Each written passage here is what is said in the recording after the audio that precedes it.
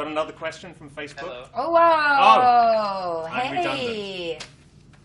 How's it going? I'm fine. How about you? I'm great. I'm in my campus. In your campus, where are you?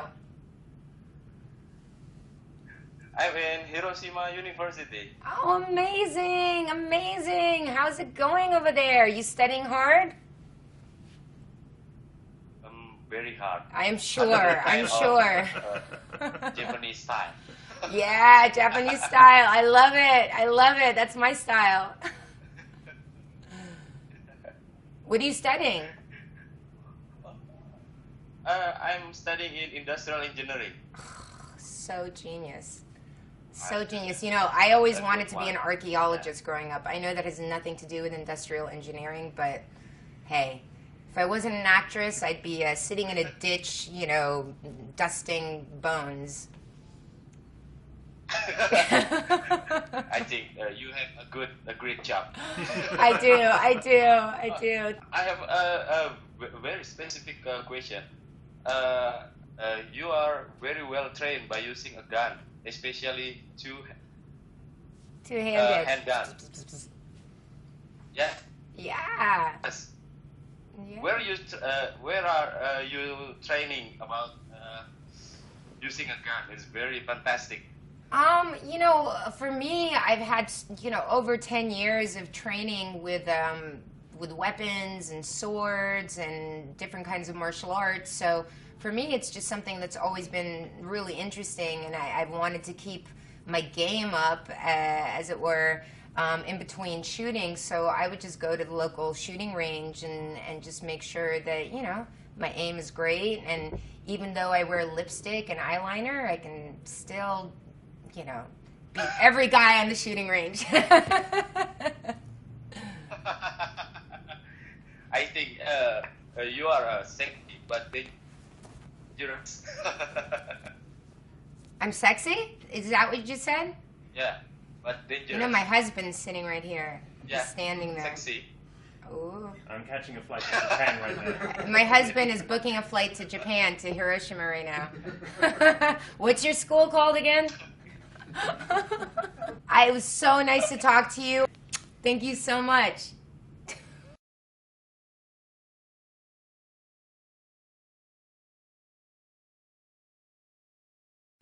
How's it going, man? Alright, can you hear me? Is that a dollhouse in the background? That is a dollhouse in the background of my I love you. You know I collect dollhouses. I'm like a major dollhouse collector. You know that, right? I build them and love them, so I'm into that. No, I didn't know that, and that worked out that I had that there. I didn't even, that was completely not on purpose. Listen, we have something in common. Happy birthday, by the way. Thank you. It's really awesome to be 37. I would have put you at 21. Still as young as I remember you when I was younger. That's very Serious. sweet. Very sweet. Can I take you home? Can I take you home? Yeah. Oh.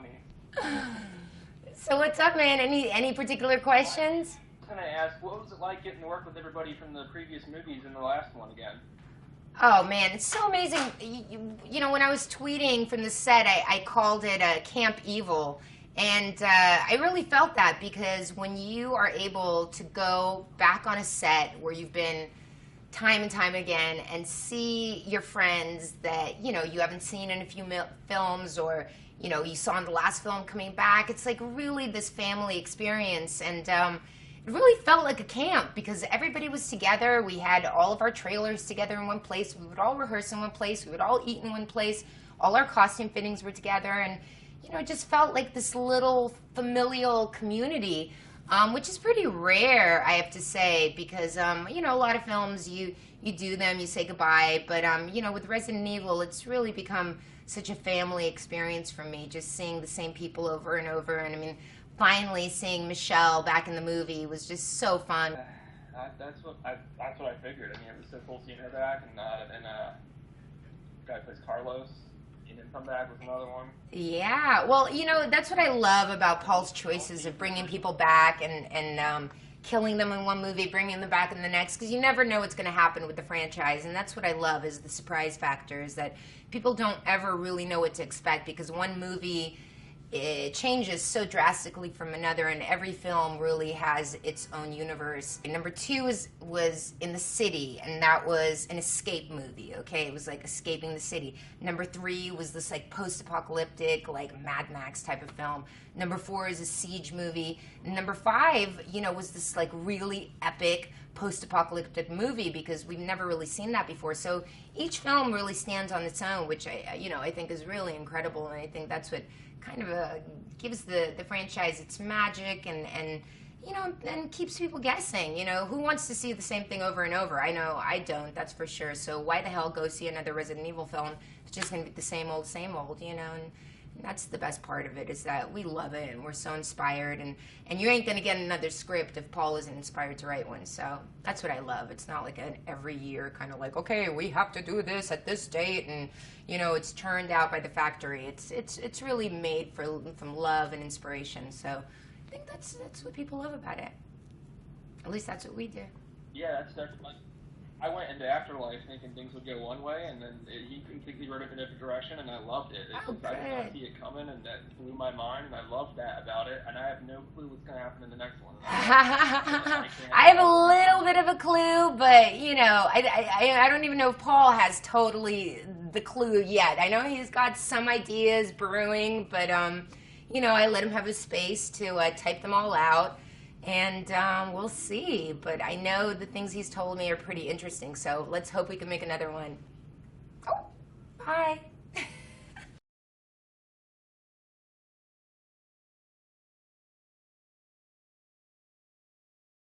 How are you?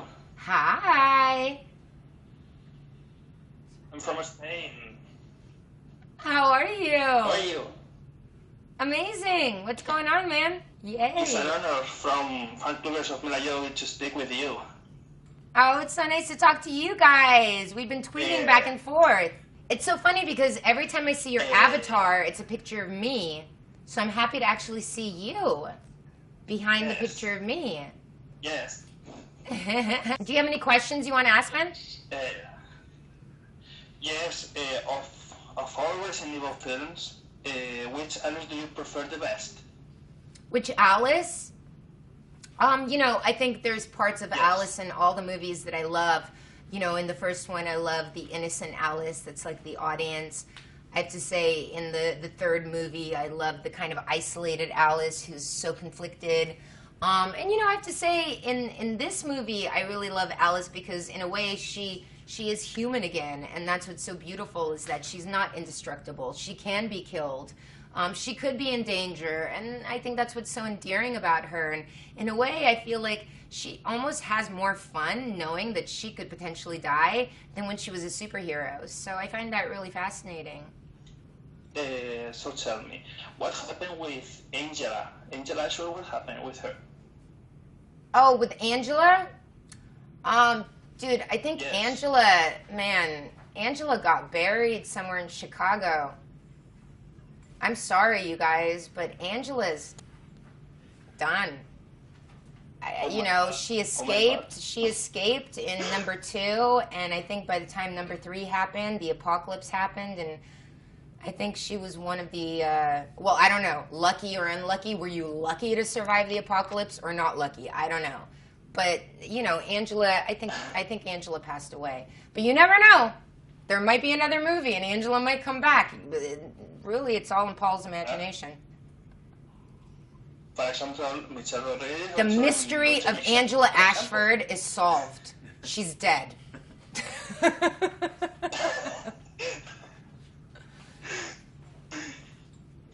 All right, man. Thank you so much. We have to go on to the next question. Thank you, guys.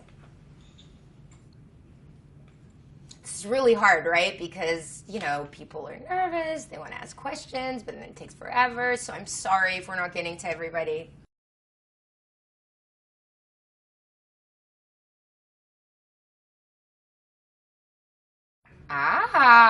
Hello. Who are you and where are you from?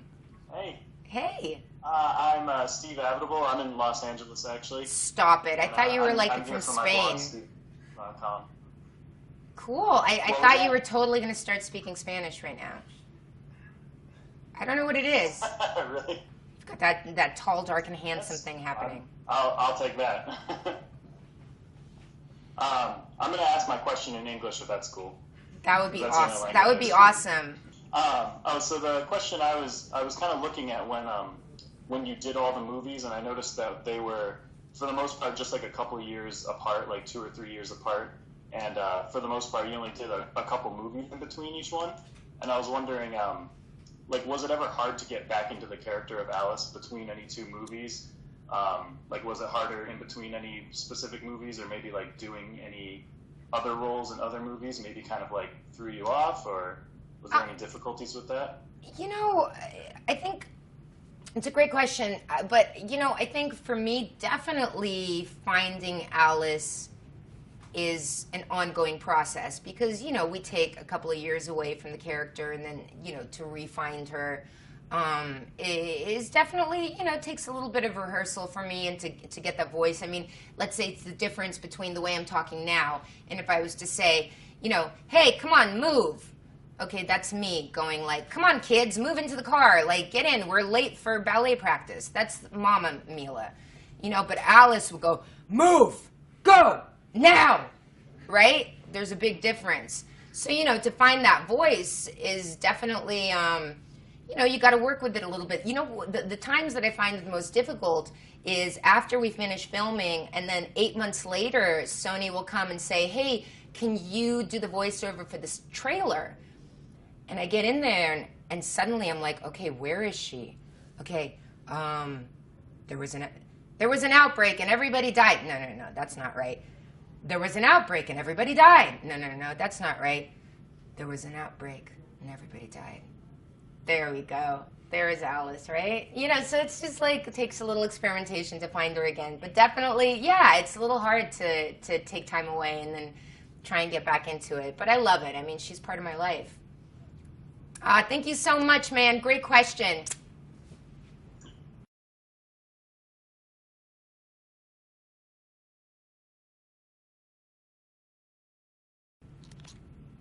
How's it going? I'm good. Where are you from?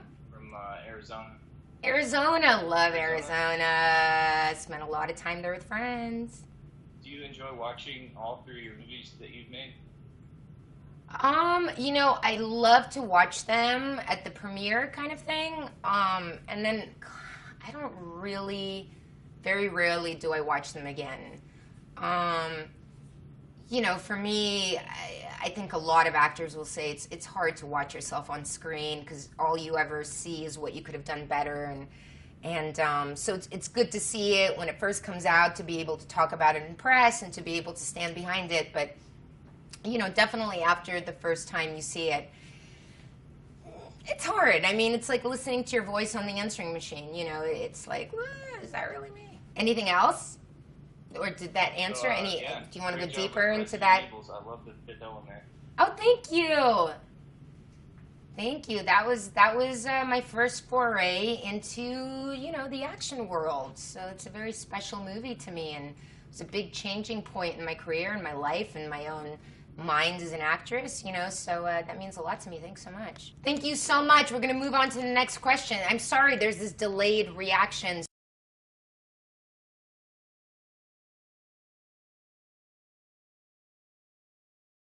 Chris Crisson, 33. What's going on, man? Hi, Milla. Really nice to talk with you. Can you hear me? I sure can. Excellent. Wow, this is really excellent. Thank you for doing this. And I want to thank you, before my question, for all the videos and all the Twitter questions that you answered. As a fan, it's really, really cool. Thank you.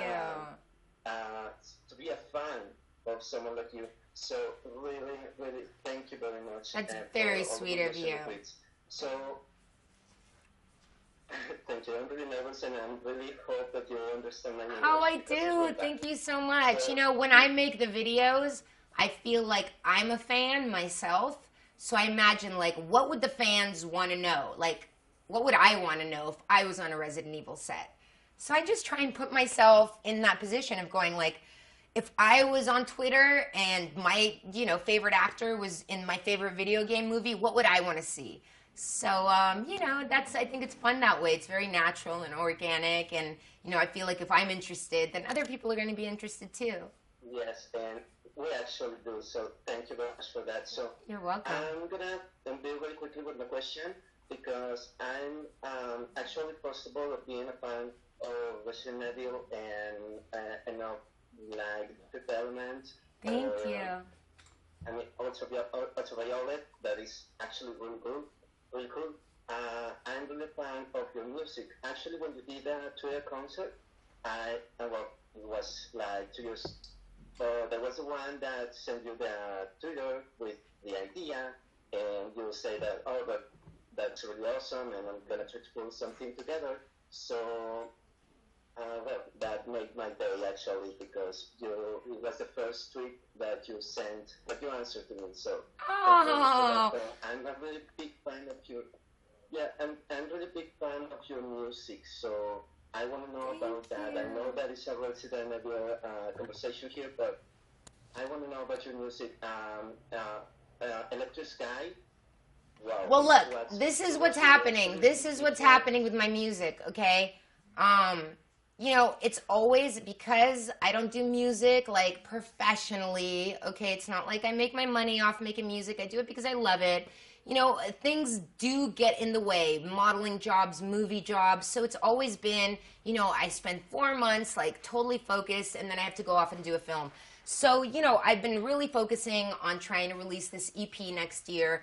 And hopefully I'll be able to get it out by February, March. I mean, I know I keep putting it off, but, work gets in the way. And at the same time, work is work, and you got to do it. And the music I love, but it is also something very personal to me, and something that I have to do when I have the time to do it, right? So that I don't, just make the music like whatever, just so it's a hit and just so it makes money. It's like I want to do it so I'm happy with it, and so my fans are going to see the real me, and that it's organic, and that it's right. So the EP is pretty much done. We're mixing it and mastering it right now, and so it's pretty much ready to release. We're going to do a release party hopefully sometime February or March, and can play some shows. I'm going to try and go to like LA, New York, London, Moscow, Tokyo, maybe, I don't know, do some shows. I'd love to perform.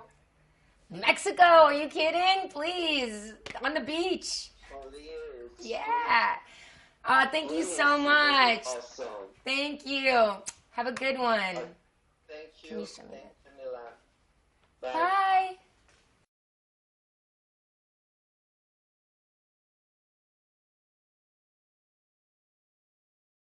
We're getting real. The real me. For better or for worse. Gonna have to deal with it, guys. Hi there. What's up, man? Where are you from? Detroit, Michigan. Detroit, Michigan. What's up? Thank you for following me on Twitter. Oh, are you Thank kidding? you for following me on Thank you for following me. Awesome. I have a technical question I think you can answer. You mentioned that RE5 used the Red Epix cameras. How is that different than the Fusion cameras used in the prior film? The wonderful thing is, Paul, my husband, he's been working with this incredible team of people from RE4, Three Musketeers. They've done a bunch of commercials together, and RE5. And I have to say, Glenn McPherson, who's the DP, and they've designed these incredible cameras, the Red Cams, and they're much smaller. They're much more easier to maneuver. And, Paul was just having a lot of problems in the last film, really being able to shoot the way he wanted to. And so developing the Red Cams was really incredible, because it sped up the process, and also it just made them more maneuverable so that we could do more things with them. Paul's style of shooting made it really challenging to use the big clunky cameras. So the fact that they've scaled down, I mean, these are definitely, I think, probably the best cameras out there today in the 3D market. And, also because they've been created specifically for Resident Evil 5, and they're not off the shelf. None of our equipment is off the shelf. It's all really ready-made for us. I mean, now it's on the shelf after we did it, but, Paul is really spearheading some of the most unbelievable and technologically advanced, and also the non-headache version of 3D technology. So, he's very much like a scientist when it comes to 3D. It's long, and it's trying for the actors, but man, at the end of the day, when you see the movie and you leave feeling like, yeah, I was on a roller coaster, and like not, leaving with a headache and feeling cross-eyed, that's important. No, I'm going to buy the DVD tomorrow. As soon as I wake up, I'm going to the store. Oh, thank you, man. That's so awesome. Is there any chance you would bring your music here to Detroit? Maybe like doing a limited tour or something like that? I would love to. Are you kidding? One of my favorite things in the world is performing. So I will perform on a street corner. I will perform, at your local shopping mall. I will perform in a coffee shop. I love to perform. That's what I think of myself as an entertainer, as a performer. I do lots of different things, acting, modeling, design, music. So for me, I love to be on stage. I'm a ham, so, any chance I get to get up on stage and act silly I love it. Thank you so much.